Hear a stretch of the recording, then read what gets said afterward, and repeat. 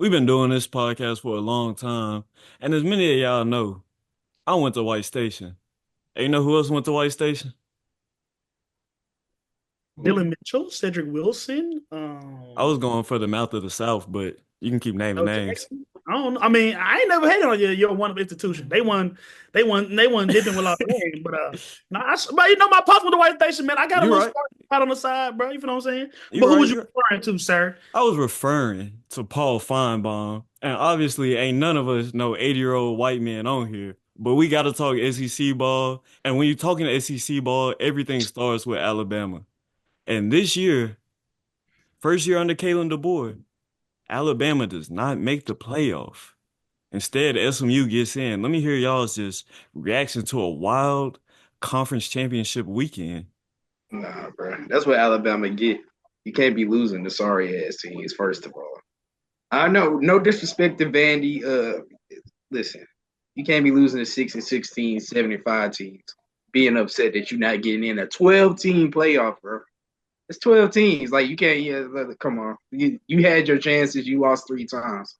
It is what it is. You know, the CFB committee is at this point notorious for being wishy-washy and talking out of both sides of their neck. But I think the committee need to stop waffling back and forth and decide what is the true goal of this bracket to provide entertainment value and to draw the maximum amount of bucks, or truly determine who's the best team in college football. Because I just think at the point that with this being transparently a money grab, you put yourself in a position where you really can't do both. Now there may be times in the future where you can't have, there's a more dominant team, or there's a more concentrated pool of teams we think are championship contenders. But whatever is right or wrong, I don't think any of us believe that SMU is a legitimate contender for the national championship. We all have eyes. Like I said, for me personally, I don't believe that that's something that where does fairness and the right thing to do interact. So, Well, what are the glaring flaws that you see, bro? Like, what are just some glaring flaws that have to be changed if you were the commissioner? for me, he need to shut up. Like, I would not be giving all of these, it's supposed to be like a closed process. So, hey, I feel like he was just doing a lot of too much of pulling the curtain back, honestly. But he just could have been on ESPN, got nervous, talking with Reese, whatever. But I mean, it's hard to say, but it's like because a lot of people do it. But they gotta be more solidified in they gotta stand on business. If it's about strength of schedule, make it about strength of schedule. We're sorry that the form last year's G14, had an easy path to the playoff. We're gonna get into conference scheduling and all of that, but I just think that definitively, with all the crying and the complaining and all of that, Josh Crawford still feels like Alabama would have been a better choice or more viable national championship contender than SMU. And nothing about this is going to change my feelings. Yeah, and I'm gonna come in right here, and I agree with you, bro, because this definitely is not a Florida State from last year's situation where a team who's a conference champion, undefeated, doesn't make the playoff. This is a team that lost three games. So looking at this Alabama team, like to me, they don't have a gripe. As Van said, as Josh said, 12-team playoff, you didn't do what was required to make the playoff by losing games. However, on the flip side, and I think you kind of alluded to this, Josh, who is the better team and how do we define which team is better? Is it the team that plays the better strength of schedule and comes out a little beat up but has some of those quality wins? Or is it the team that goes through their schedule and just wins flat out point blank period like SMU did, looking at their only two losses being against BYU early in the season before they switched to Jennings as their starter, and their last loss coming in the conference championship game to Clemson. So I guess that's my question to y'all is how do you even what is the standard for setting the best team in college football? What should that be? Man, they need to take the humans out of it, bro, for sure. I think, listen, the BCS system, they hated it, but still, once you get to about the 11, 12 team, I think if you just go with the BCS and let a robot, let the computer do it, I think that's perfectly fine. Because if we didn't know any better, they would have went ahead and put Alabama in it just to make sure they get the maximum amount of money they can. And so even if they let the BCS numbers do it, I feel like if there was a BCS ranking, I'm sure we can pull it up. They still do it. I guarantee Alabama's ranked higher than SMU. So with that being said, it is a flawed system. I mean, the closest thing we have with AP has Alabama over SMU, but Yeah, they're 11 and 12. that's one of the closest denominator to the BCS that we're gonna have to kind of track that computerized, results. So, like the proof is in the pudding, and I know, like there was a lot of complaining, belly aching, whatever, but at the end of the day, we need the Metro Dallas area, some of these SMU fans to look in the mirror and say, it was a good Cinderella story. But do you truly believe that you're a national championship contender? We've seen more egregious mishaps, like Nick first to literally last year. And I think that there's a lack of priorities or there's a lack of transparency with the priorities, like going to what you said, whether it's strength of schedule, whether it's strength of record, whether it's your best wins, or is it purely who's hottest at the last moment, which it feels a lot more kind of what happened this year with the ACC championship and Clemson get out to a big lead, SMU coming back at the end. Yeah, bro. It happened last year with even Alabama. They got in because of what them using that Oh system God. of who just looks good at the very end. So In my opinion, Georgia was better than Bama last year, and they didn't yeah, make it in either. Georgia was the best team in football last year. You can't tell me otherwise, bro. no, it's facts, bro. And I'll go one better than that. How do you I mean it's day system, whatever. How do you have a team that beat the number 2 seed in your bracket, not in the bracket whatsoever? You know.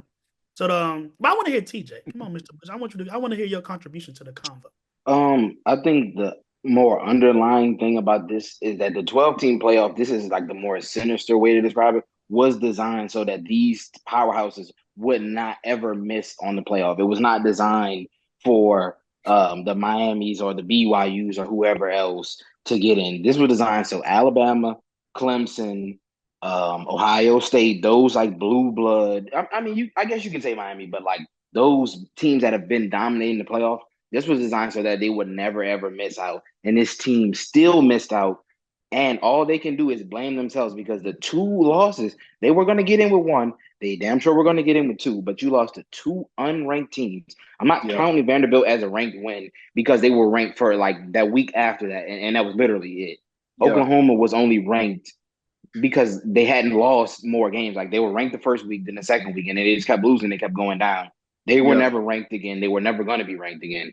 Alabama literally has no one to blame. This, again, this is the more sinister way to look at it, but this playoff was designed so that the blue bloods would never have to, like the way Georgia had to jockey for a spot, that was designed so this would never happen again. They would never be a playoff without Bama, Georgia, Clemson, Ohio State, whoever else the blue bloods, and they still ended up in the ReliaQuest Bowl. Those fans are gonna throw all that shit in the garbage if they even buy it. Like that's a utter failure in terms of like the scope of Bama. That's a catastrophic failure. I don't call for people jobs, but like his seat should be a little bit hotter just because of the expectations. Not because he did a bad job, because 9 wins will get you. You should be secure at any other job, but like he didn't take any other job. You don't have any other program. You don't have any other expectation. So you go to ReliaQuest Bowl with a weak schedule in season one. You kind of mismanaging the quarterback position. You got players there diving in that portal. Alabama probably has more players in the portal than anybody. They're literally diving in the portal. So I don't know. This was an L first season for him. Not a terrible like get him out of there, but like compared to what they had before, it's not even like scratching the surface. So I think they have nobody to be upset with but themselves. no, you mentioned something really interesting about firing head coaches. And like 9 wins should like keep you Yeah. satisfied. But it's like even the University of Memphis, we won 10 games this year. They Right. want the coach fired, bro. He got an Right. extension, but the fans want him fired. And And this bro, is University of Memphis. 10 years ago, 10 wins would have been unthinkable. Larry Porter was dragging shit across the field, literally. I think we have to look at these coaches with the expectations in mind. You bring up Yeah. Memphis, you bring up Alabama. Both of these were teams that came into the season with college football playoff aspirations. Ole Coming into Miss. Yeah. Exactly. Coming into this offseason, everybody was like, oh, Memphis is the best group of five team. Memphis is the best group of five team. You get your shit drugged versus Navy. That's a bad look for your coach. And then you turn around and lose to what was it, UTSA? You're not supposed to lose those games. Same with Alabama. You've been beating the dog shit out of Tennessee for how many years? It was like 13 out of 15. They only had won that one game with Hooker. That was 2 years ago. That was the only time they won in like Mhm. this decade. Yes, bro. For Alabama to go 0-2 in the state of Tennessee, that's unheard of, bro. Yeah. That is purely unheard of. So I think when you look at these college coaches and these expectations, especially when it comes to this new CFB, I think it puts more pressure on these coaches kind of diving into this point. Because you look at a guy Mhm. like Ryan Day, his seat should be hot as hell right Yeah. now. And But I think is. I well, think yeah, especially if, especially when, let me rephrase, I think Tennessee beats them in the first round. I think he's gonna get fired because if you look at the expectations of that Wow. team, with the money they spend in the transfer portal, going to get a Caleb Downs, going to get a Ooh, Judkins, going to get a Will Howard, you set the bar for yourself up here, and you didn't yeah. even reach the bar you set for yourself. So Yeah. talking about the CFP, I think it makes people look in the mirror and evaluate who they are, what their expectations are, and really look at themselves at the end of the year and be like, damn, in the case of Alabama, Memphis, etc., we didn't live up to what we were supposed to be. And that's why we're on the outside looking in. That's crazy. I mean, a lot of these losses, especially in college football, I don't really see games where the coaches are getting out coached and that's why they losing the games. It's because they had these players who are uninspired getting these NIL deals. And it's just like they're just going out there getting outplayed flat out most of the time. So it sucks for a guy like Ryan Day to get fired because your player's underperforming on game day.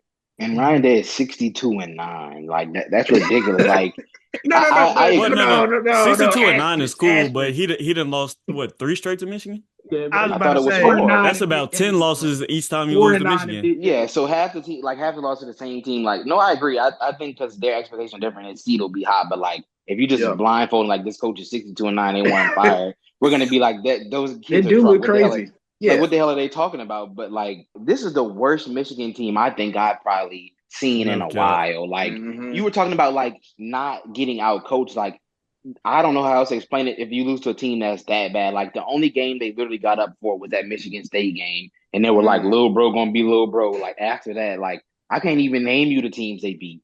They barely beat USC. Like this is Yeah. like that's where their season was at. Like we're in dogfights with teams that are not ranked. You just won a national championship. Okay, yeah, there's always some hangover, but like hangover and just being flat out bad is like two different things. But somebody forgot to tell them they were bad against Ohio State because they didn't look like it. Somebody Oh forgot to tell them God. they suck. And you know what's kind of funny, bro? Like, kind of shooting off of this, kind of bringing in 2 points together. Like, looking at that Ohio State game and talking about kids, not getting up for the games because, they may be entitled, whatever, which I don't think is a big deal. But the funny thing to me is like when these rivalry games get played, especially like that Ohio State Michigan game, what the hell y'all fighting for about them playing the flag? Like you only here for a semester, bro. Like you do man, you not a have whole that full much year school wrestler. pride, bro. And don't He even gonna be from transfer that next area. week. Oh They be God. transferred Nigga from transfer Texas. Monday. Yeah, they transfer from Texas. Like, yeah, you can't do that here. Like this shit was just silly to me, bro. Nah, bro. it's big cringe. What a way to win it. First of all, let me just say thank you to the good Lord. What a game. Hey, listen, that's a playoff football team. SMU, they better be in the dang playoffs. So I want to refocus this conversation in a little bit. Let's bring it back to talking about this playoff. And I know one thing that is a significant difference in this year's playoff from obviously any other year is the first round buys for conference champions. So looking at this, I think especially the egregious part is a team like Arizona State, who was outside of the top 12, comes in and snags a first round bye. I don't like it, but I want to see how y'all feel about automatic first round buys for these conference champions. Listen, I don't hate it, man. Honestly, listen. The reason why I say I don't hate it is because they went ahead and did the right thing and gave Boise State a bye. They're a G5 team, and since they went ahead and did that, I don't hate it as much. And I feel like it's region football. Like the Big Ten is up north, SEC Southeast. You got the Midwest and the West is the Big 12, and so when you have it separated like that, you're the best team in your region. And so I don't hate it in that part that the top four got buys. And so I'm probably in the minority on this, but that's my take on it. I feel that NFL divisional style. What about y'all?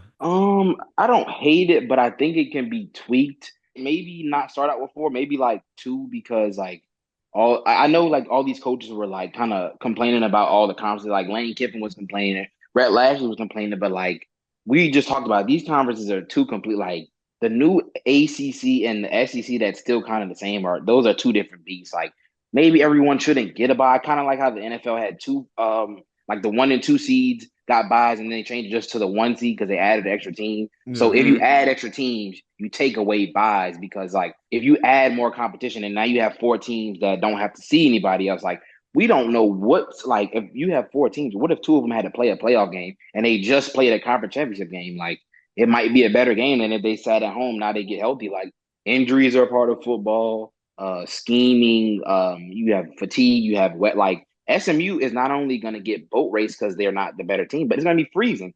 Half those kids on that team have never even like seen the cold. Like just some of these weird matchups. Like maybe you start off with 2 byes instead of. I don't hate them, but like to Nick's point, I think Arizona State was like 18 coming into the game. Like it was 16 versus 18. Like, and now they're 10. Now they have a bye. Like, don't get me wrong, they probably played the best game in the conference game, but like it's not just what you've done; it's a body of work. Their body of work is okay, but like it doesn't justify them being the number 4 team in yeah, college like, football.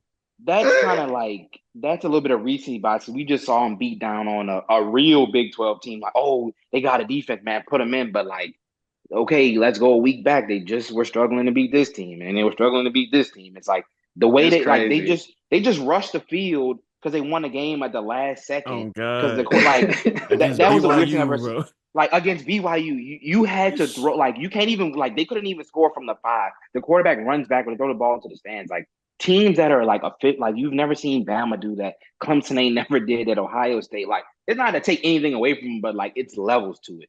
I don't know if a team like that's kind of unserious for you to be like, okay, well they're gonna play whoever's just beat the hell out of the other team and they're gonna be well rested. They might end up in the damn championship, but we'd be like, how did we let this happen? It's that bye. So, but listen, who would you have replace Arizona State? Who would be your 14? I think it would just be like a rearrangement. It would have to be, it would have to be Clemson if you took Arizona State out with the current. No. I'm saying like he's saying like just take away the champions after the first 2. Yeah, so like just the 4th best team. Who would be the 4th best team? I feel like Oregon and Georgia definitely be 1 and 2. Now Georgia, Ohio State deserves a bye. They went toe to toe with the best team in the country and lost because of one mental mistake. They also lost to Michigan, my brother. Man, I mean, we talking about full body of work. Yes, like you said, addressing recency bias with TJ. They looked as bad as in the game as they've looked all season. But I don't think, like you said, like TJ said, I don't think the past 14 days should be the entire determinant on how we rate this thing. And I just think that the incentive's just a little too sweet. Like I'm not against automatic qualifying bid, but do you think Boise and Arizona State will be pounding the table claiming injustice if they were 11 and 12 versus 3 and 4? I don't think they would. I don't think that they would have the leverage to. Listen, no. But let's just say Georgia and Oregon is in, bro. So 3 and 4 seed would be Texas and Ohio State. If it was like still just a 14 playoff, Texas has no business being a 3 seed. Like, look at that. They only lost to Georgia. What do you mean? They lost to Georgia twice, but look, who have they beat? Who have they beat that's good? A&M. Who? A&M is not good. A&M lost to A&M. It was a game away from the SEC championship. That's because every other SEC team was ass. Nah, I mean, it's some good SEC teams, my brother. But they beat each other up. They literally spent the whole year beating the piss out of each other. I gotta jump in. If we're gonna penalize or look at Ohio State a certain way for losing their rivalry game, on the flip side, we have to give kudos for Texas going into another team stadium, getting a renewed win in a renewed rivalry and dominating the way they did, at least defensively. So we can't play tit for tat. We have to, or at least the committee should be striving to have some sort of ubiquitous measure to go across the board. And I think that if you say like, okay, Ohio State needs to be dropped out of an auto bye because of that, I think that you have to, on the back end, you have to give Texas that credence of, hey, it's a ranked win, rivalry game, and de facto SEC championship qualifier. I think those things are important. But is that the only good team they beat? And we just talked about, you can't just do the last few weeks. If you talking about the whole body of work, they beat A&M. Who else did they beat? I think right now would be a good time for like a little reset, and we kind of like shitting on the current selection committee and their decisions. So I just want to hear y'all, like, I know we're talking a whole lot about all these different teams, how they're evaluating these teams. But if y'all were part of this committee, what changes would y'all make? How would y'all get it to reflect most accurately the top 12 teams in college football? We've kind of, like I said, we've talked around it, but what changes would y'all make to make this system better?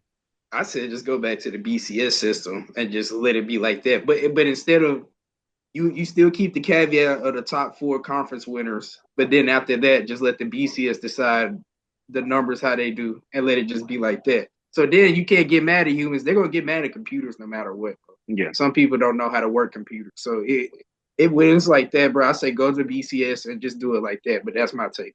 I would say for me, the two biggest things will be to remove the auto buy. You can still keep the the H automatic qualifier, but I will remove the auto buy for the conference championship winners because the way we've seen this, with the way that college football set up, your best teams are going to come out the SEC and Big Ten. You know, it's been money grabbing. It's not the way that traditional college football purists would like to evaluate it. But at this point of the game, this is a money. True. It's true. Exactly. We don't know. There's no need to dance around the truth. So I think that I would get away with the auto buys, and I would just have more transparency in the selection process. I just think that like how last year with the Florida State debate, that everybody had to go talk to their man and talk to their mans about what the criteria, what would they be excluding them from? I think that there's a situation to where you release your criteria, and then average fans, based on the criteria that released, will be able to, somewhat successfully deduce what the bracket should be based on your criteria. It shouldn't be a closed circuit, closed door situation where we're just at the mercy of how they're feeling today, essentially. I think and you can't move it. Like they said, so they moved the hell out of the goalpost. So last year it was Florida State. You wouldn't give us a competitive blah, blah, blah. You put SMU in like I said this in group chat, Clemson is probably the worst team in the playoff. Whether that's by default, whatever you want to say. I think I trust Clemson the least. They barely lost to Clemson. They struggled with Clemson. They were getting the piss beat out of them. SMU is not beating probably any other team in that playoff except Boise State. But we're like, oh yeah, throw them in. But you wouldn't have thrown Florida State in because you thought they weren't going to give you a good product. SMU is not going to give you a good product. And then if they're going to turn and be like, damn, why did we do that? We're going to act surprised when they get boat raced in 15-degree weather when we're sitting up here. We don't have no damn administrative college football experience to be like, oh, who should we pick? But we can tell you they're going to regret picking that team. Every year, some team gets in it, whether it be Michigan State, it's been Notre Dame. It's a team every year that gets the piss beat out of them.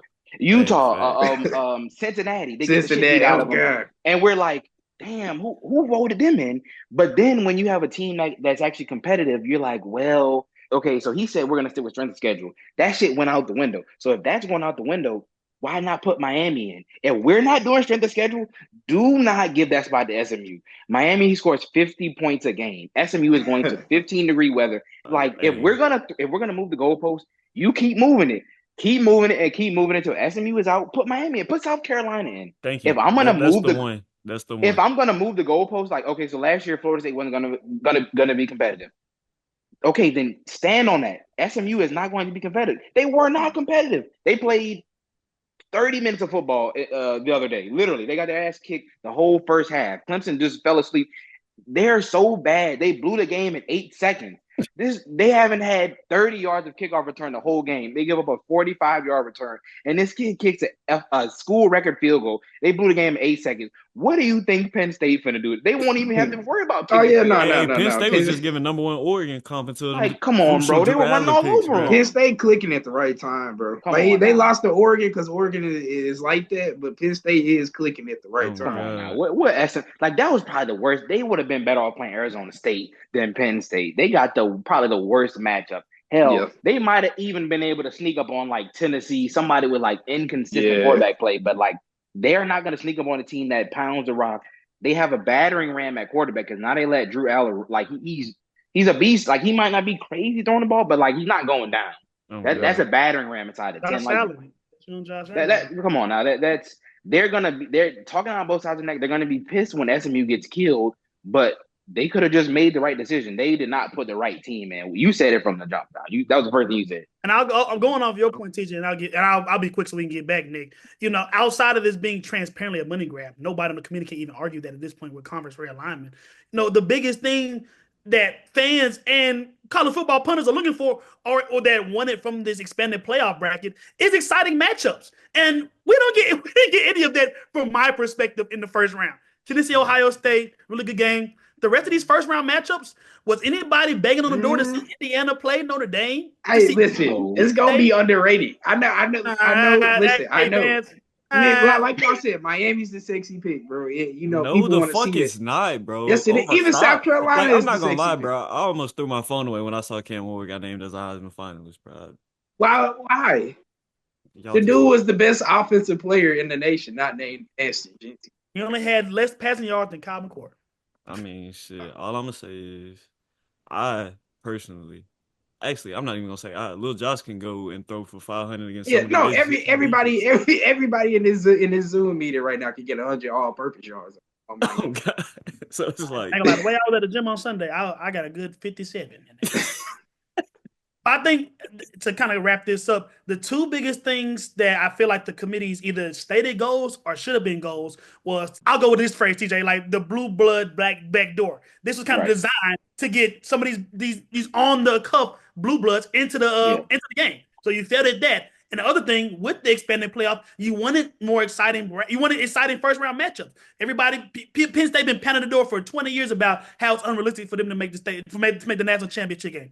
All these other auxiliary programs. Right. And again, if you look at the two main objectives, I think what the committee's what the committee should have been prioritizing, getting backdooring some of these blue bloods in and creating exciting first round matchups. I think they vehemently failed at both. Yeah. Wow. There's no there needs to be like a party to hold them accountable, because like at a certain point we're gonna get to like this is gonna be something that's like malicious if they keep switching up like blatantly, like no one can hold us in check. We're gonna sit in this room. Let's do the most irresponsible thing possible. Last year we literally publicly embarrassed Florida State. Like they still have not even recovered from that. They sat their players and they descended into literal chaos because you were like, let's not. This year, you literally go, let's put them in now.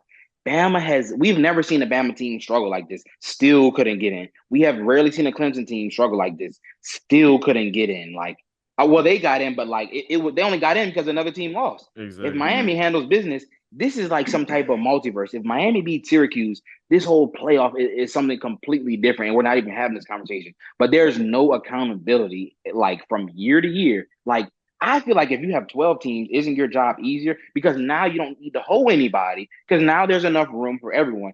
Obviously, we think highly of both teams. One's at 11, one's at 12. But what it really came down to is Alabama is 3-1 against current top 25 teams, and Miami is 0-1.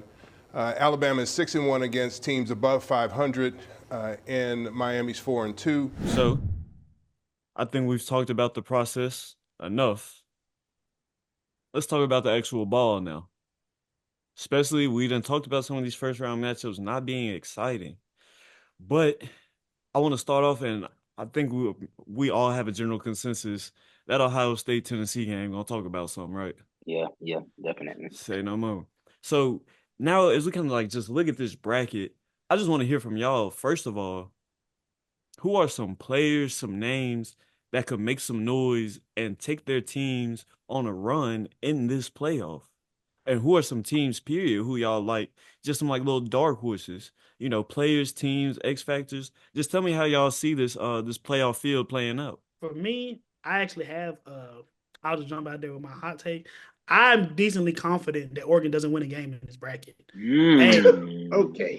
You look at, I would say the whatever team they have coming down the pipeline is going to be better than a normative 8-9 game than whatever you would have. I think they have the toughest second round matchup, which is kind of crazy for them being the number one overall seed. But I do think for both teams, there's a reason why there's a path to victory I see. With Ohio State, it's obvious. You got the psychological advantage of losing the first time. We saw the last time that they played in Oregon, literally as close as it can be. So like I said, I think they have the psychological advantage there. And I don't want to say any team is more talented than Oregon because I think Dan Lannon is a damn good recruiter. But I think Ohio State closely matches talent for talent in this bracket with Oregon more than anyone else. And then you go to Tennessee. If they win, call it SEC bias, but that defense might be the best defense in the country. And if there's going to be anybody to shut down that Oregon attack, they don't have the names that we're used to in the past with a D'Anthony Thomas, with Dylan Gabriel.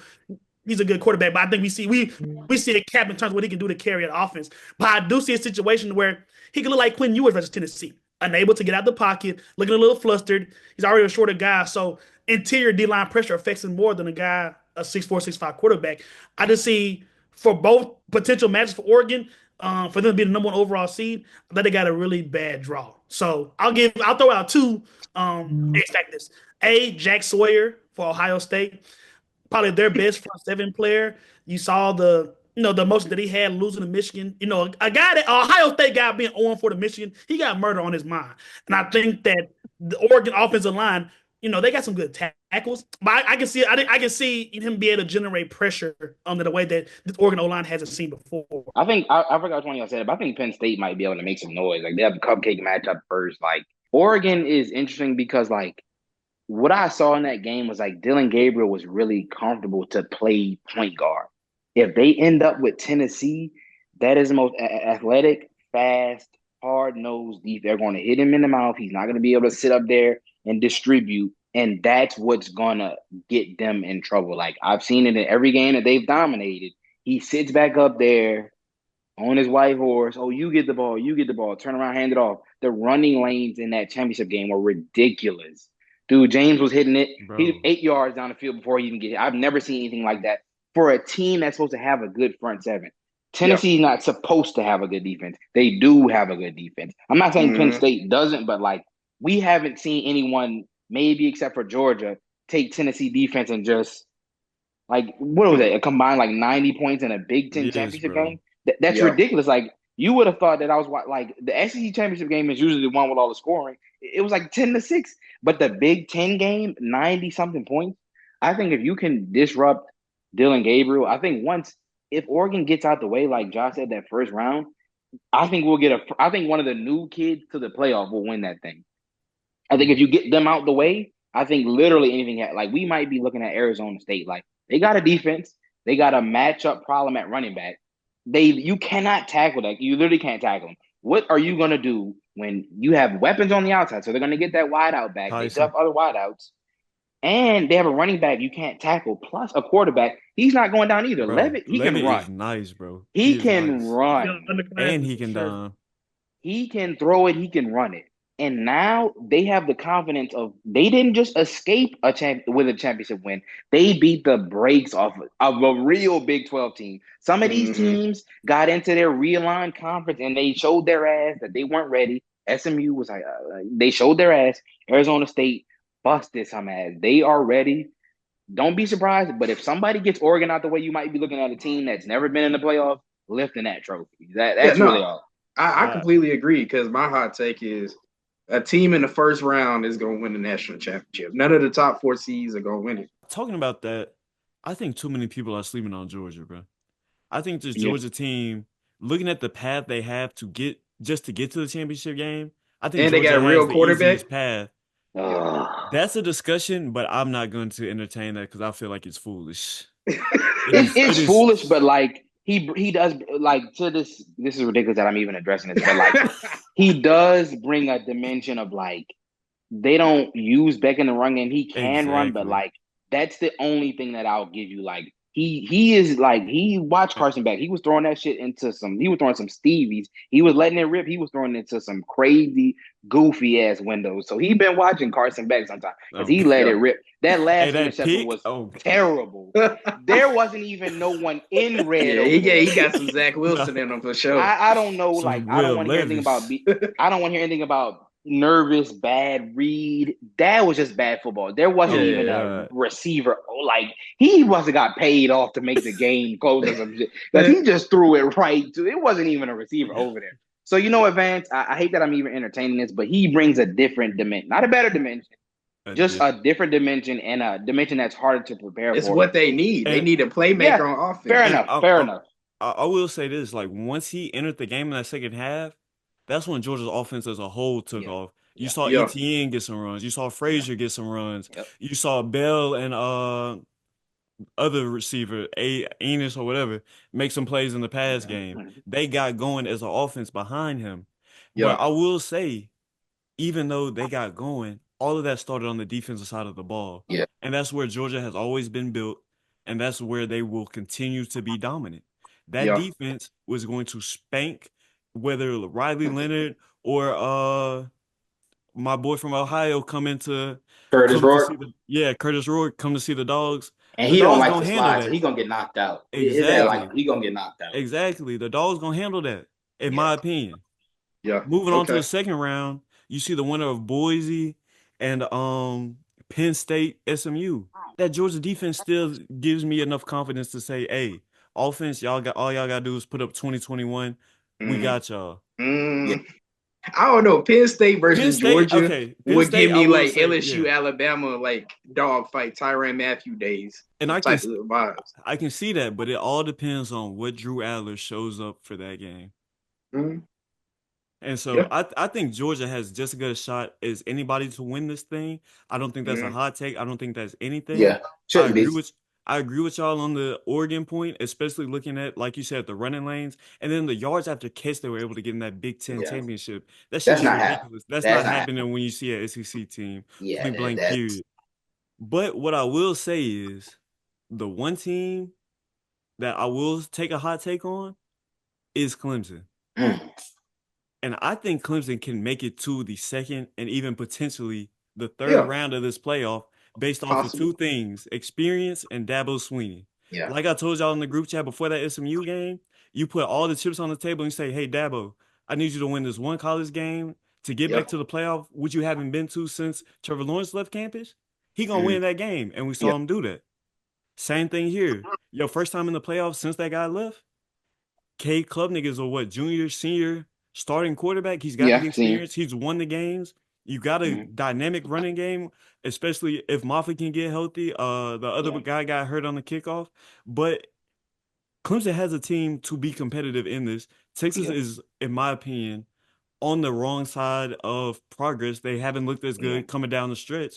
They're asking for it. They've been asking for it for a few weeks. They have been asking for, like, Texas, like, if Georgia had a healthy quarterback that whole game, if they had like offensive flow, like imagine your defensive backs, like Georgia's defensive back were getting baked and Texas still couldn't score. Like you're talking about, oh, we have our field goal kicker who hasn't missed in the last 2 minutes of any, like real good teams are not kicking field goals to win game. Like Texas, I didn't want to seem like I was being hard on them, but they have a bunch of fake ranked wins. Like they've been helmet scouted into being the third team.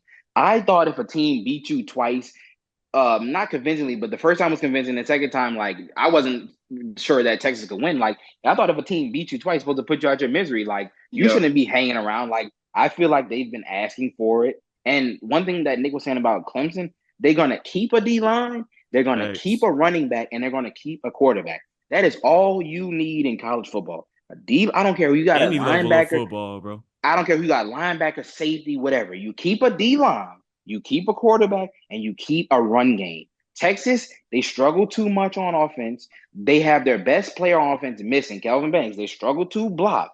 Clemson has just of a nasty D-line and pass rush. He will be back. He will be back for the game. That's what okay. They saying that, but like, what are they going to be like? The main problem is, I'm a Quinn Ewers apologist, but he's the main problem. Yeah. Honestly. Okay. So take this time. Brandon Walker, who's the biggest jackass of all time, he was like, you should take this time and put Arch in. I don't see why not. They love Arch. They go to war for Arch. Every time Arch come in, we hear. They showing Arch's clip while the starting quarterback's in. They took him out the game for Arch. Yep.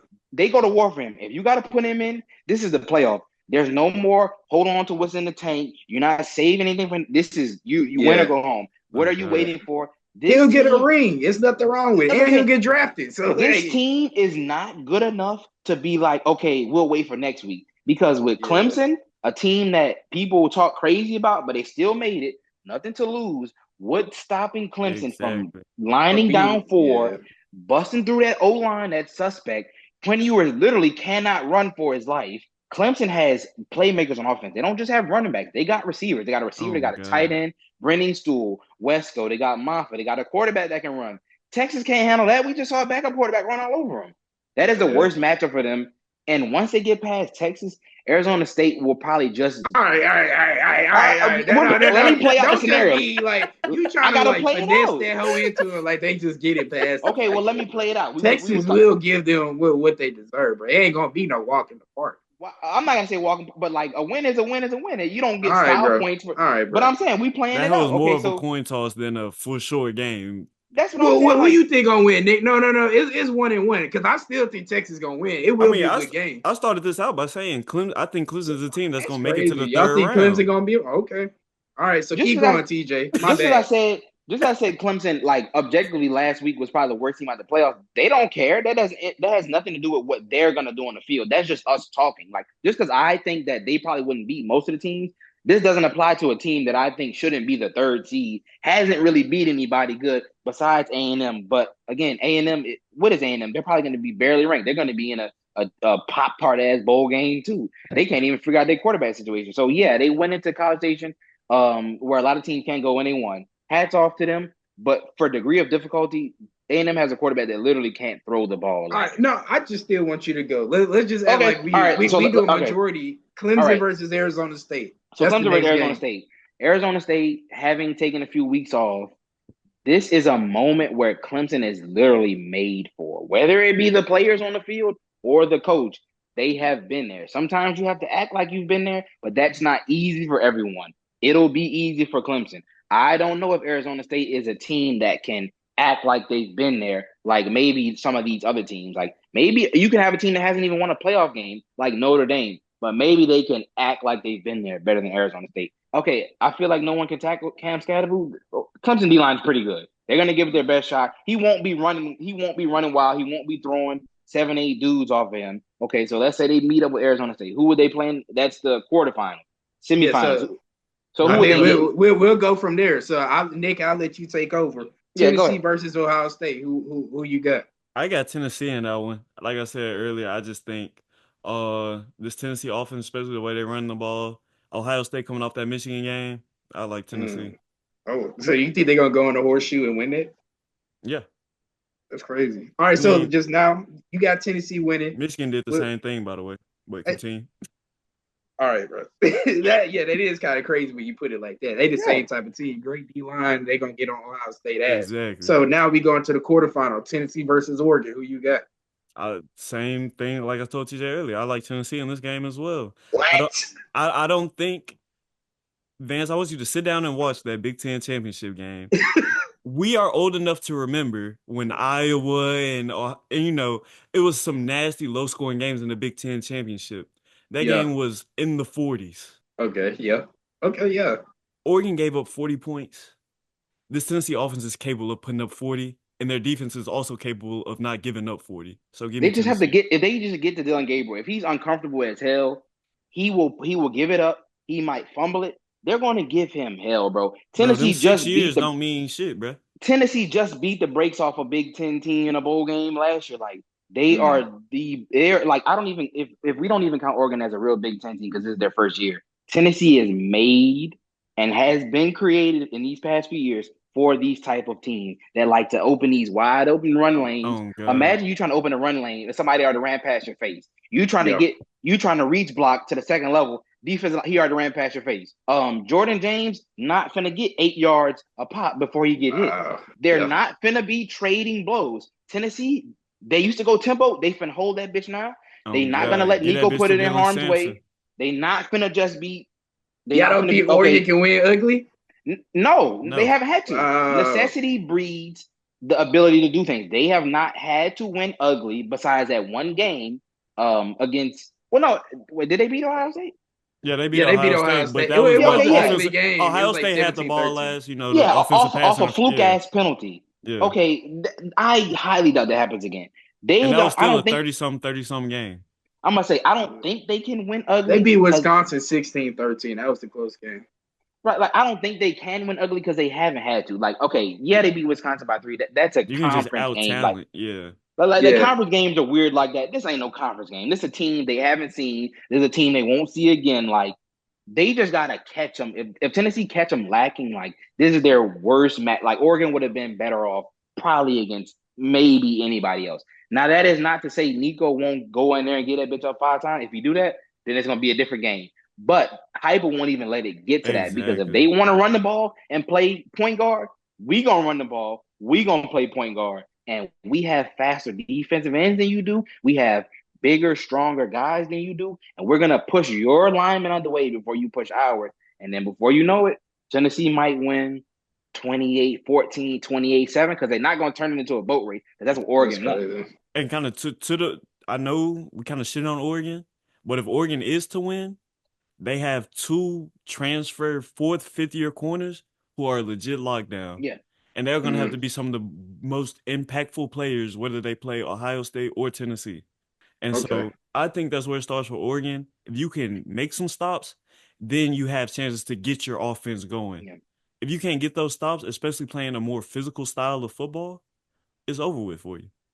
Yeah, they have to dictate pace in the way that Penn State, like, once we got on the TV and saw that it was 28-21 after 2 quarters, we're like, okay, well, this is not Penn State's game. They want to win ugly. They want to hold the ball. Exactly. They want to, like, but they were getting hit over the head, like, too many times to hit back over there. They were punching above their weight class in terms of the way that they want to play the game. That will not be the case for Tennessee. They won't be intimidated. They won't be worried about losing a big game. Tennessee won't care. Penn State, half that game was the bugaboo of we never win a big game. So they literally went out there and didn't win a big game because that's not what they do. No, literally, you're laughing, but You're like, not lying. That's the but think MO about on it, they James literally- Franklin. Yeah. they're literally used to losing big games, and that shit literally kicked in. And they're like, well, damn, we don't have it. We don't win these games. Well, let's not win this game. Tennessee don't care about that. Tennessee don't have no pedigree of winning. They don't care. They just want to win. I don't hate it, bro. All right, so we got through the top, through the quarterfinal. I'm just gonna run through the bottom. Okay. SMU, we agree SMU is gonna get smoked by Penn Yeah, State. They can't win the game. Notre Dame is gonna beat Indiana. Oh, correct. Ooh. Oh, if y'all disagree, listen. I don't know. I haven't watched that much of those. Like I can't really say. Like, Yeah. And I'm not gonna lie, like I haven't watched outside of the Indiana Ohio State game and like 1 or 2 Notre Dame games. I haven't seen a lot of these teams, to TJ's point, but I have seen 4 years of Riley Leonard as a Duke football fan. Okay. And one thing I do know is he gonna turn that bitch over. Yeah. Shit. All right. I like bro. Indiana. What about you, TJ? I'm gonna say Notre I mean, Dame. like- It's 1-1. So who you got? I feel like Indiana's a team, like, we didn't come this far just to get this far. Like, going back to like the bugaboo, it's in Notre Dame's DNA to get a cakewalk, and they've lost to Marshall, they have lost to NIU. Like, this is in like when we talk about it's in me, like it's a good. This is in them. I remember a few years ago when they begged them to let them in the playoff after not even being in a conference. They tried out Ian Book out there and they got the piss beat out of them. They were supposed to they might even win the game. Like, this is in them. When it comes to a game that we're like, oh, win it, it's in them, bro. It's in them. I'm gonna go with Indiana. Oh, correct. Okay, my bad. Indiana. So Penn State, Boise State. Penn State, Boise State.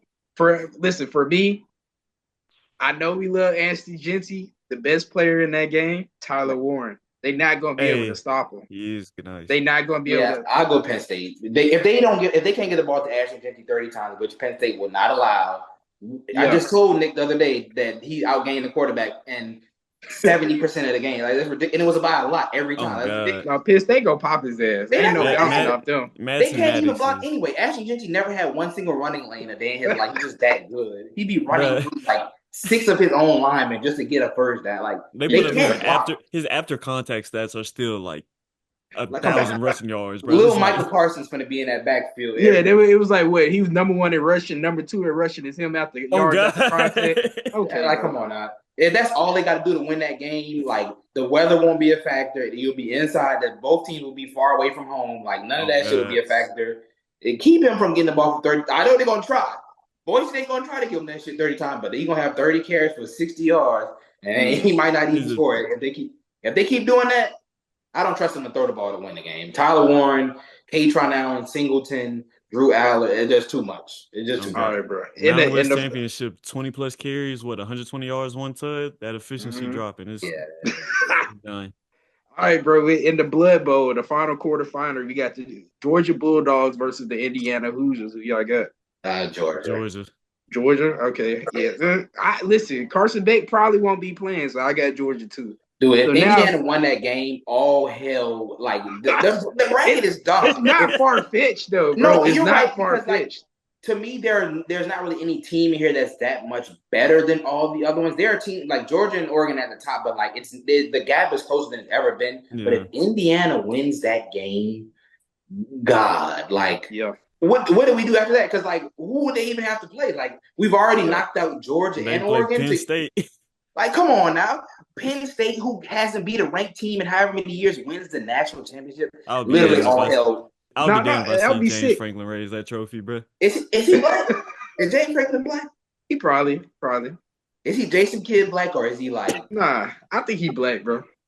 Well, then I don't want to hate He on like him, but Key if and he's Peele. Which one? The ball where he like that? He Key. oh, okay. Well, then I don't want to see a brother, but he don't have that many. He got a lot of non-brothers on his team so it's really them winning the championship. I mean, he in Pennsylvania, my guy. Like that's what they do in the cold. Philly's in Pennsylvania. Oh God, there are black people out there. But okay, so right, bro, nah. What about the other side? All right, the top semifinals. It's a nasty bowl game. It's the Orange Bowl. You got you got Clemson versus Tennessee. That's nasty. In the semifinal, this is what was picked. Literally. Yeah, bro. That's hard. This is what was picked. I'm going Who would Tennessee. y'all go with? I'm rocking Tennessee. Yeah. Ugh. I don't know why. I just feel like it's a Tennessee year, bro. In a weird way, it's just like the stars are aligning. You feel me? Can you imagine Dabo getting to the national championship with the most ridiculous ass offseason? Refuse to use the portal. One of the worst quarterbacks he's ever had. Yeah, bro. One of the most injury-prone teams he's ever had. They lost a bunch of players. They were the most disrespected in the polls. This man talking about we using Jesus NIL instead of the actual NIL. And they go to the national championship game. And we sit here talking crazy about them all year. Like last year, we were talking about how ass they were, and you look up, they won 10 games, and we're like, what the hell? How'd they do that? Like, I feel like if they get to I go Clemson. I'm gonna go Clemson. Wow. Yeah, just because. From a program standpoint, I see what you're saying. He's built. Like, they just like I keep like my theme is like what's in a team, it's in them to like they went back and forth with Bama. Like we really watched a team go back and forth to the national championship like it was a game of make it take it for 4 years. Like it's in them. Like they. No, I feel you on that because I don't know if I can trust Tennessee's pass game enough. I can't. Nico win a game there. Nico is not. If he ever will be ready, he is not ready. But if they can run the ball, exactly, and that's my big thing. That's my big thing. Like I don't think Nico is there as a passer to be a college football championship quarterback, but I think their run game is one. If it's not the best in this group of 12, it's second or third. And the coach will keep him out of harm's way because he knows, like he's not like DeBoer, where like Jalen, do you have to throw it? It's more like, okay, you're getting rattled, like versus Alabama, like they're like, all right, no more. Like he was literally trying to get that bitch up. Hype was like, okay, all right, dude, just hand the ball off, play point guard. Like I've been saying, play point guard. Like it seems like the only thing I have against Clemson is like Dabo doesn't know when to not let Cade Klubnik he doesn't know when to be like, okay, just turn around, hand the ball off. Like you don't know when to take him out the kitchen. You know what I'm saying? Like Klubnik was phenomenal to start the game, but like that first play with that broken touchdown, that could have ended horribly because he was literally just like aimlessly running around, and then a receiver's like, "Oh, I'm open." Like that could have went so much worse against like a team that's because I don't know if that was a design like double pass type of thing, but like it looked like a broken play. He literally ran up, sideways, back. If that's Tennessee, that's a strip sack. He's gonna be on top of his head and like. Ooh. That's just a bad match. Okay, I'm gonna go Tennessee. So we got Tennessee in the Natty. The second semifinal will be Georgia versus Penn State. That's gonna be a dog bowl. Like we mentioned it earlier, it's gonna be one of those games where it's a slugfest. Yeah. I don't think we'll think it'll be a lot of scoring. Is Carson back by then? Maybe. I don't think so. I think he has a UCL injury. Yeah, I think he's done. I think he's done, bro. Kirby Smart talking about his hand, like, bro, you can't gaslight us. We just saw his arm do this, go down. Okay, so can we trust that kid to lead them? Yeah, like I don't know against Penn State. I'm gonna put it like this. I know this isn't the same situation. Looking at Jalen Hurts, Tua in the SEC championship. Okay. But I think there are situations where your backup quarterback makes everybody else on your team step up and play. Kind of like what you were saying with Arch earlier in this episode. Yeah. They love him. Everybody on the team rallies around Arch. Yeah. Like I said about Georgia in the SEC championship game, Stockton comes in the second half, the run game gets going. Suddenly the defense looks a little bit better. It's like, okay, he might not be the better quarterback, Right. but he might inspire the guys around him to step up, whether that's because they know they need to, because hey, we got a freshman, redshirt freshman Yeah. coming in to play quarterback in the biggest moment, or because our guy Carson went down and we want to win it for him. Right. Whatever the motivation is, that team played better in the second half, and I think Georgia has the talent required to make it to the championship. And I think like somebody talked about winning ugly. Georgia has won. Even Kirby Smart said it. The commissioner literally did not want them to win. Sent them on the road. Sent them to hell every game. They just beat the Texas was the crown prince. We're back. America's team. You can't go. You can't turn on your phone without seeing some celebrity and some Texas bullshit. And they still couldn't get it done. They gave them the softest SEC schedule, and they still Right. couldn't get it done. Georgia has had the ability to win ugly. I don't know if I can trust the quarterback, but again, if it comes down to two coaches who are not going to put the ball in the quarterback's hand, how are the others going to other? Are they going to be othering? Like, Are they going to be like, ooh, like, okay, like when they played Clemson, the little white kid, where did he come from? He was going crazy. We haven't seen him since. Like, I forget his name. Number 16, the transfer from Stanford, was it? I know who you're talking about. Yeah, the little wide receiver. He can play Yeah. like. Can the others like who had like we watched number 11? I forget his name. He hasn't caught shit all year. As soon as Gunnar Stockton came in, now he's Dang, Megatron. exactly, Now he's bro. Megatron. Like so, I know Vance like is anti Carson Beck, but like look at some of the things that he's had to deal with. They were terrible in that Georgia Tech game. They were dropping balls left. That game should have never even Facts. went to like. So the fact that we look at some of these games and like, oh, this is an indictment on Georgia. The same way when Kansas City went ugly, we're like, oh, they're not really that good. Sometimes it's just the business model. That's just the way Georgia has done business this year. Maybe that's the way they continue to do business, but they are primed for it. Like they can win ugly. Maybe they get a fully healthy team in that game. They won't have to win ugly, and then whoever's in front of them is in trouble. If they have a fully healthy squad, whoever gets in the way of that buzzsaw, which we haven't seen this year, we have not seen Georgia play a complete game on both sides. The receivers, maybe they dropping balls. The DBs literally couldn't cover the other day. Like, if that's to the point where they're ready to play football, then I think we're looking at a team that's ready to get that championship back. Okay. I mean, I see you guys are picking Georgia, but if they were to play Penn State, I would take Penn State just off the fact of having Penn State has the weapons to actually threaten them. Like compared to the teams that did beat Georgia, when you think about how Alabama had Ryan Williams just going absolutely crazy, nuclear. They like I said mentioned, they got Tyler Warren. They got one of a top tier running back that came into here. Nick Singleton and Katron Allen. That's the best. They got a two-headed monster. That's the best right. thing that can happen to you in college is a two-headed monster. It's almost impossible to defend. But listen, I would just go ahead for sake of argument. As a group, we're gonna say Georgia will win. Okay. So in the national championship game, we get a rematch from just a month ago. Jeez. UT Knox versus Georgia. Georgia won 31-17. So who will win in the national championship game, hypothetically? Coming into this, ever since I first looked at the bracket, Georgia was my winner. I'm not changing that. Yeah. Okay. Oh, I mean, it's that easy. If they did play each other, I'm pretty sure Georgia. Yeah. I think they'll destroy Tennessee. Actually, I think the hardest games, like for some of these teams, are not going to be like once you get to the championship. Like I said, once Oregon's out of the way, like Georgia can literally do with it. Like the best teams that they've played won't even have made it that far. Like if let's say we want to give Texas respect, they won't be in the way of Georgia. Ohio State, they won't be in the way. Clemson, they won't be in the way. Like these teams that might have even given them, by the time they even get to the other side of the bracket when they meet in the championship, they'll literally have killed each other. Like they put all the new kids in their bracket. That's what I'm saying. Yeah. Like all the new kids and then all the blue bloods. Like Ohio State has a playoff appearance, Texas has a playoff appearance, Clemson has a playoff experience. Like Tennessee almost had one, but then they blew it to South Carolina. That was year before last. Like so, you have like the we haven't been there. Meet the buzzsaw. Buzzsaw, meet other buzzsaw.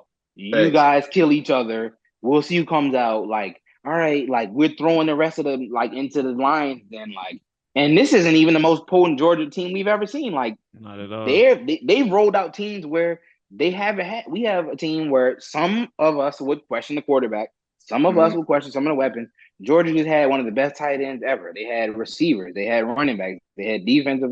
They had everything. They don't have that this year. But look, here we are. They beat Texas. Had this loaded team. Texas, we're back. They still got. They beat I them think twice. no, Texas is that. I think Georgia's just a kryptonite. This is just what I'm thinking. If Georgia's their kryptonite, they are not going to be built for the SEC. They played the literal bones of the SEC. They didn't have to play Bama. They didn't have to play Tennessee. They avoided Florida. They played a real Florida team. Okay, They played Aiden Warner or whatever his name is. I know that LSU has had a down year, but like they are one of the more competitive teams in the SEC. What's stopping them if they come down here to Death Valley and they're fucking around? What's stopping them from getting hit in the mouth? Like Ole Miss, Ole Miss, exactly. Ole Miss just beat the piss out of Georgia. So we're projecting Georgia to win the national championship. Ole Miss boat raced Georgia from the first drive on. It didn't even look back. So we shall see, bro. This is what I'm gonna say. I felt like Ole Miss had the most talented team in the SEC. Yeah. But like you said earlier, some teams just have it in them. And Ole got Miss no is way. one of the teams that have shitting the bed in the program. Literally. Georgia, on the other hand, has championship pedigree. Yeah. And that will show in this college football playoff. You shall see. Vance, I know you wasn't feeling the Georgia pick, so I got to ask you. I think me and TJ are in somewhat agreement of Georgia being national champion. Yeah. Who is your national champion, Vance? Man, I mean, TJ don't almost condition me to think that they not gonna win it all, but I took a quick glance, and when I went through the teams, I had Penn State winning it all. I had them beating Oregon in a rematch, and so that's just my thought process right now. They play each other again. Oregon got off to a really fast start. The second half of the game, Penn State was walking them down. They had more time, they would have won that game. Yeah. And so I'm gonna go Penn State beating Oregon in a rematch. He's lining it up. 5 seconds left. NIU up 16-14. 62-yarder. Snap, hold, Jeter's kick. It's blocked! It's blocked! It's blocked! Picked up by NIU! Picked up by NIU! The Huskies have done it! The Huskies with the biggest upset in NIU history! They come to South Bend, Indiana, and they knock off the number 5 team in the country. Like this bracket is. I know we've played out a scenario, but something that we're not talking about is bound to happen. So I think one of y'all said something about the upset. So somebody that we're speaking on positively is bound to do some dumb shit. And we're gonna be if SMU beats Penn State, we're gonna be scratching our head because it was a foregone conclusion that they were gonna get the shit beat out of them. But it's very possible. These games are possible, I think that just this bracket period doesn't determine who the best team in college football is. It's weird. Exactly. It's so weird. This is March Madness for football, bro. Yeah. You put 12 teams in a pool, injuries, decisions. We've seen how one single play. All of us have played football. All of us have seen how one single play can change the tide of an entire game. So obviously anything is possible, but I think that's what makes these playoffs so exciting. We see a variety of different styles of football, a variety of different talents, a variety of different schemes. We don't know how it's all going to play out. And that's what this playoff is for. We got the conference champions in. You look at each conference is built a different way. We got diversity in the 12 teams that we have, looking at the conferences they come from. We've seen years where the college football playoff is 3 SEC teams, bro. There are only 3 SEC teams out of the 12 this year.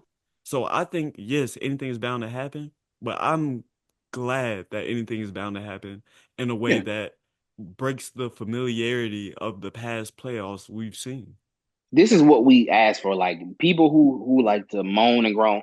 This is the bed that you've made. It's time to lay in it. This is what you asked for. So earlier I said this was designed for the Blue Bloods to backdoor.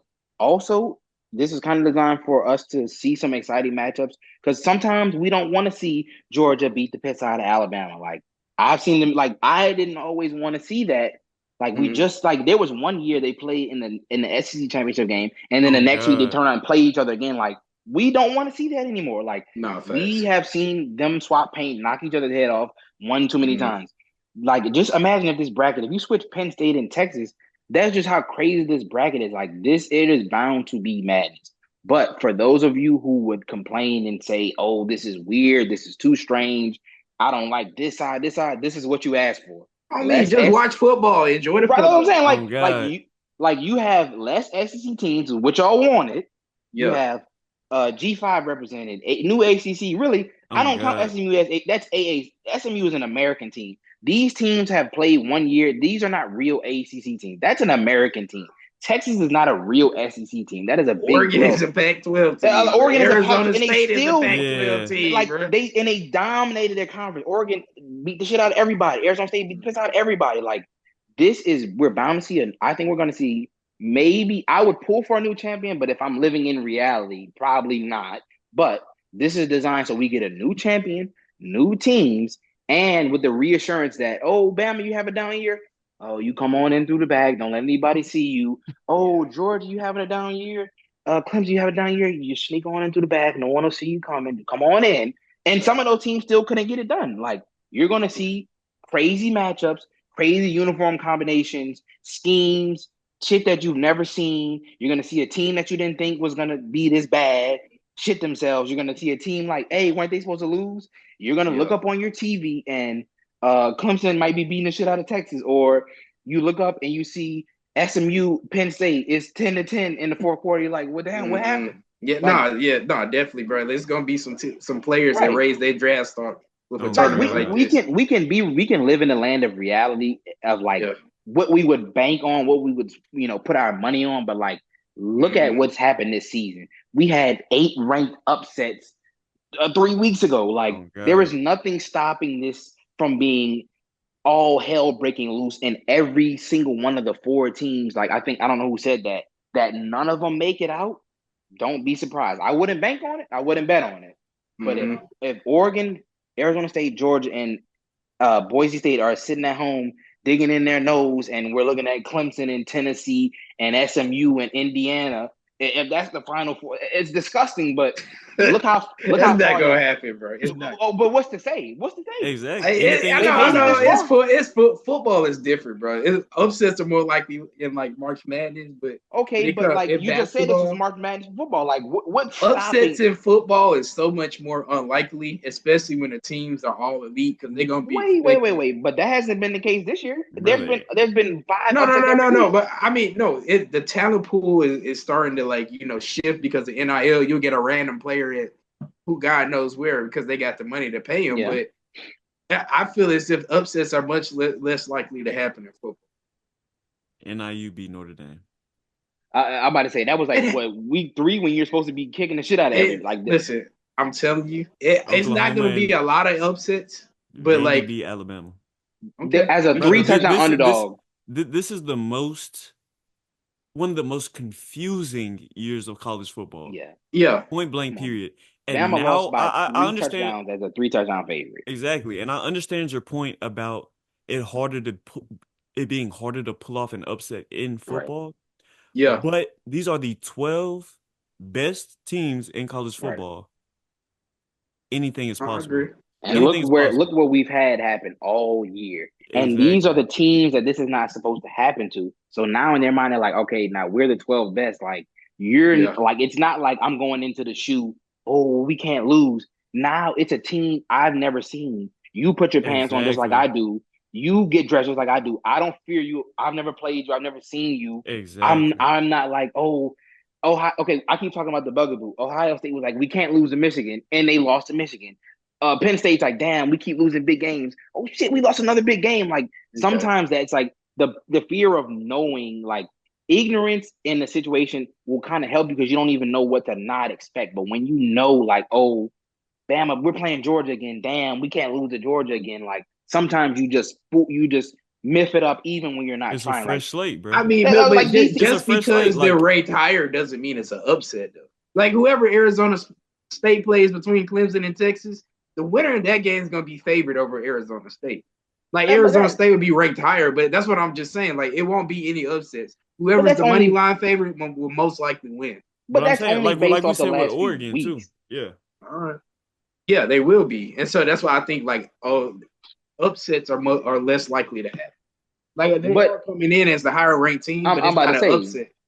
It's not an upset because they'll still have Penn State over Boise State probably -3 or whatever. No, I get what you're saying. Yeah. Okay. I get what you're saying. But shit. Anything else we gotta hit? No, man. Shout out to Cam Ward getting us to the Pop-Tart Bowl, bro. I appreciate it. Come on, he did it. He did his best, bro. I mean, to be honest, I think y'all should have got the last spot just because of like the on-field product. Like SMU, let's just say y'all had played each other in the season. What do you think would have happened? It would have been high scoring. I don't know. I don't think we would have stopped them, but they wouldn't have stopped us. I'm about to say like it's levels to not being able to stop somebody just because.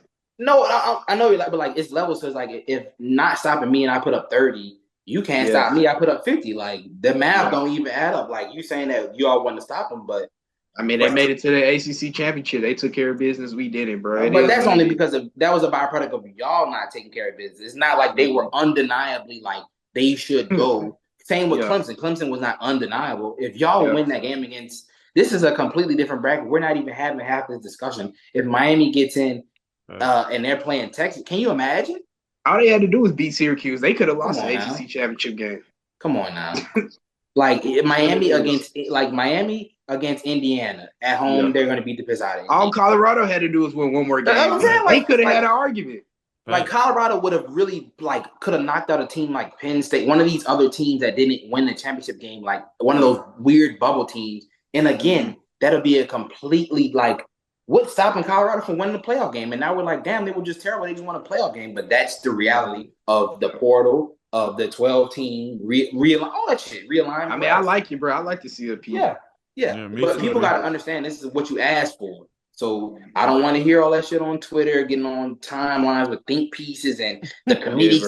Y'all pressured them into Lane Kiffin. Like, come on, we could have started with 8 teams. Y'all pressured them into. We jumped from 4 to 12. What the hell was the thought process? We could have jumped to 6. Why did we get to 12? But this is what y'all asked for. So Lane Kiffin, you get a damn think piece every week. Dude, you went and spent $20 million. They added 3 times as many teams, and you lost to a team that didn't win a single conference. Kentucky, every game that Kentucky lost was the SEC game. It was the only team to lose all of the SEC games. Come on, bro. Brock Vandagriff, bro. At home? Brock Vandagriff. Come on now. Nasty work. But yeah, man. That's what we got to say about the college football playoffs. Got the games kicking off 2 weeks from now.